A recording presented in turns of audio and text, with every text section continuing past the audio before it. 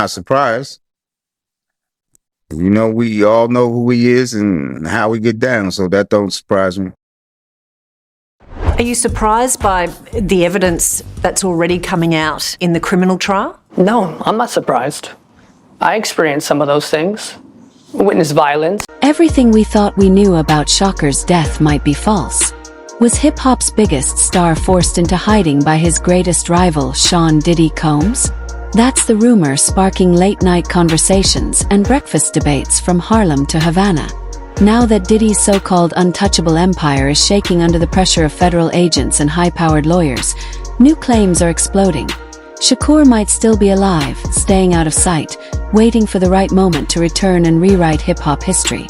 The very idea has Diddy's defense team sweating through expensive suits, scrambling to stop leaks, and fearing that the biggest secret in rap could blow up in open court. Every paper, every live stream, every curious neighbor is asking the same question. Did Diddy take out a rival, or did he get outplayed? He's 3 law firms on retainer. I don't know how much money is coming in, but I know that a lot of money is going out every single month for Diddy. This new theory doesn't just recycle old rumors. It paints a picture of a chess game that began in the 90s during the East Coast-West Coast feud and still isn't over. This isn't just gossip whispered in the shadows. These are fresh cracks in the story we've all been told for decades. The story goes like this. At the height of his fame and paranoia, Shakur realized the streets were too dangerous. Too many enemies, too much jealousy. Diddy's name kept surfacing, whispered in the alleys of both LA and New York, as the mastermind plotting Shocker's downfall. Now, with Diddy's legal team sinking under the weight of a RICO indictment, a question surfaces. Did Shakur stage his own escape and turn his greatest rival into the fall guy? It's not just Diddy's empire that's collapsing. It's the entire story we've been fed since 1996, now unraveling at the seams. Once the powerful head of Bad Boy Records, Diddy now sits in a courtroom while his closest allies avoid eye contact with the press. The accusations stretch far beyond old rivalries. Witnesses speak of secret flights, hush money, and a criminal network that hid behind platinum records. Every time Diddy's lawyers try to steady the ship, a new rumor drops, faster than a mixtape in a group chat. This isn't just about wild parties or quiet payoffs anymore. The courtroom now buzzes with one chilling idea. If Diddy thought he ended Shakur, maybe all he really did was push him underground. Maybe the entire saga was a setup, and Shakur was pulling the strings all along. The government essentially said that Sean Combs led a criminal enterprise for his desires, that he tried to cover up crimes, that he was the leader of this criminal enterprise, and that he committed at least 2, that they believe, of these elements that are part of the racketeering. But before we dive too deep into secret backchannels and talk of revenge, let's focus on the questions that have kept the Shakur mystery alive for nearly 30 years. It all goes back to the night of September 7, 1996. For shots rang out on the Las Vegas Strip. Shakur, the man who seemed untouchable, was rushed to the hospital. 6 days later, the world was told he was gone. That's the headline. But look closer and the details don't quite fit. The autopsy photo, a grainy, strangely staged image, never convinced the true believers. Some said the face looked different. The skin tone seemed off. The coroner's report listed Shakur as 6 feet tall and 215 pounds, when anyone can see he was closer to 5 feet 10 inches and under 170. And then there's the cremator, the man who supposedly turned Shocker's body to ashes. He reportedly retired the very next day, cash in hand, and vanished without a trace. If all this feels like an episode of The X-Files, you're not imagining it. I just get right on the side of his head and just start talking to him in his ear. Just talking to him. The story doesn't end at the autopsy table. Where was the bulletproof vest Shakur almost always wore? Why were 14 shots fired, yet Suge Knight, sitting right beside him, walked away with barely a scratch? And on a night when Vegas was packed with Tyson fans, how is it that not a single tourist reported seeing the supposed getaway? Then there's Shocker's mother, Afeni Shakur, who once hinted her son chose to leave quietly. How quietly? quiet enough to book a one-way ticket to Havana, because the trail leads straight to Cuba, and it's no surprise that's where the rumors burn the hottest. Here's where things shift from strange coincidence to cloak and dagger intrigue. Michael Nice, a name that surfaces in nearly every Shakur conspiracy, claimed he was working with the Black Panthers at the time, the same group closely tied to Shakur's family. According to Nice, the Panthers learned a hit had been ordered on Shakur. Determined not to lose their brightest protege, they pulled strings, bribed hospital officials, and staged the ultimate switch. The story goes like this. Shakur left the hospital alive, replaced by a body double. Nice even claimed he was on the escape plane himself. It was me, my brother, the pilot, Shakur as co-pilot, and 2 Panther guys on the jet. We took off and knew right away we were safe. He said the plane landed first in Barbados.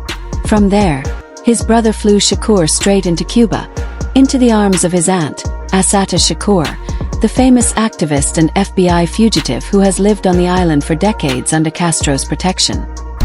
If you look at it, they committed fraud. They committed bankruptcy fraud. I didn't lose my company by doing anything wrong. Of course, Michael Nice never got the chance to show his so-called proof.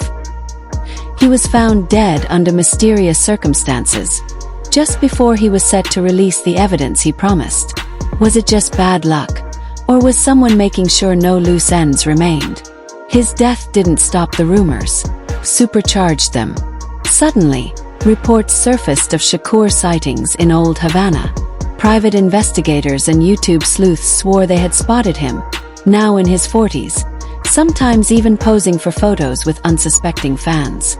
One local, in a viral clip, claimed, "We see Shakur here around Old Havana. Never mind that most of the alleged selfies look suspiciously polished, or that the infamous photo of Shakur with Beyoncé is about as believable as Bigfoot at Coachella." The whispers kept growing. Even Suge Knight added fuel to the fire. In a TMZ interview, he said, "Why you think nobody been arrested if they said they the one that did it to Shakur? 'Cause Shakur not gone. If he was, they'd be arresting those dudes. You know he's somewhere smoking a Cuban cigar on an island." And while Suge is known for exaggeration, the world couldn't help but wonder, why hasn't anyone been convicted? With confessions and witnesses piling up, why do the LAPD files still sit collecting dust? Why does every new suspect either wind up dead or go silent? How did the most infamous case in rap history go colder than a Vegas winter night? Dishonest, violent, horrible. A promiscuous swinger who lied to and cheated on multiple partners. Incredibly, that's how Sean Diddy Combs' own lawyers described the billionaire music mogul, currently facing serious trafficking charges in a New York court. This is where the story takes a sharp turn, straight to Diddy's front door.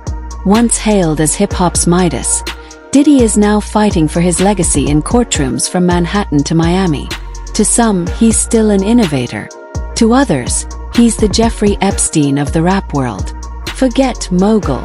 Today, Diddy is the star of his own courtroom drama, facing a stack of lawsuits that range from misconduct at his infamous parties to allegations that could make even a tabloid editor blush. His lawyers spin like overworked weather vanes, insisting he may be many things, but not the head of a criminal empire. Meanwhile, the FBI raids his mansions, and each new witness in the RICO case strips away another layer of his so-called business empire. But then comes the twist no one saw coming. As Diddy's fortress crumbles, whispers suggest that Shakur's escape didn't just leave Diddy holding the bag for the Vegas drive-by. It may have set up the ultimate revenge.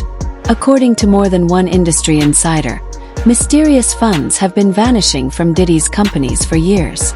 Small leaks, hidden royalties, the occasional untraceable transfer.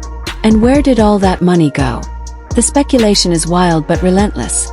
Shakur used it to build a ghost label in exile, a secret operation capable of pushing his unreleased music into the world, financing a new movement, or bankrolling whatever endgame he's been plotting from the shadows.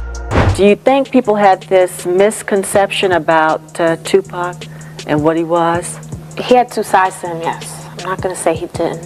He was But at the same time, he just, whatever he believed in, that's what he, that was just he voiced his opinion for whatever it was that he believed in, but he also had this caring love inside that a lot of people didn't see. It almost feels poetic. The star who rapped about Machiavelli, who wrote, "Exit Shakur, enter Machiavelli," not only faking his own death but also setting up his nemesis for a public downfall. Could Shakur's revenge be hiding in plain sight, waiting for the perfect moment to strike? The tension is thick enough to cut with a press pass. Every day, the courtroom drama grows stranger. Diddy's team scrambles in panic. The industry whispers. Are we witnessing the final act of hip-hop's greatest long con, or watching the biggest myth in music unravel in real time? How many people came through his orbit? How many people could this have happened to? And how did he get away with it for so long? In the end, the question refuses to die. Was Shakur silenced forever, or has he been pulling the strings from the shadows all along? As Diddy's empire trembles and new whispers rise, the truth feels closer than ever and more dangerous. Stay tuned, because the next revelation could rewrite hip-hop history.